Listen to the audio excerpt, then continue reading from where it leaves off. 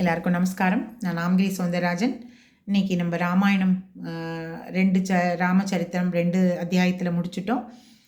நாராயணியத்தில் பட்டத்திரி அவ்வளோ அழகாக சொல்லியிருக்கார். அதை கேட்டு முடிச்சுட்டு ஒரு நீர்மோர் பானகம் கூட நீங்கள் நைவேத்தியம் பண்ணலாம். ஒரு ராமர் பாட்டு பாடலான் இருக்கேன்.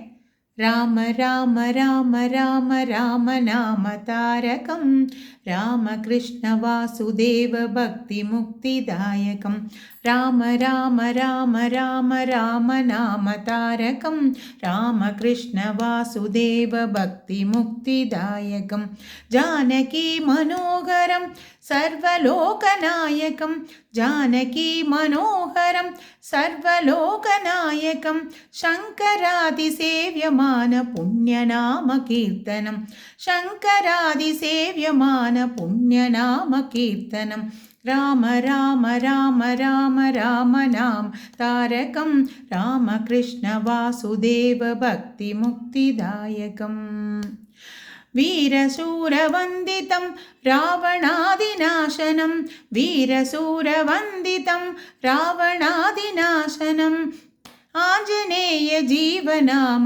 राजमन्त्ररूपकम् आञ्जनेय जीवनाम राजमन्त्ररूपकं राम राम राम राम राम नाम तारकं रामकृष्ण वासुदेव भक्तिमुक्तिदायकम् कृष्णार्पणमस्तु।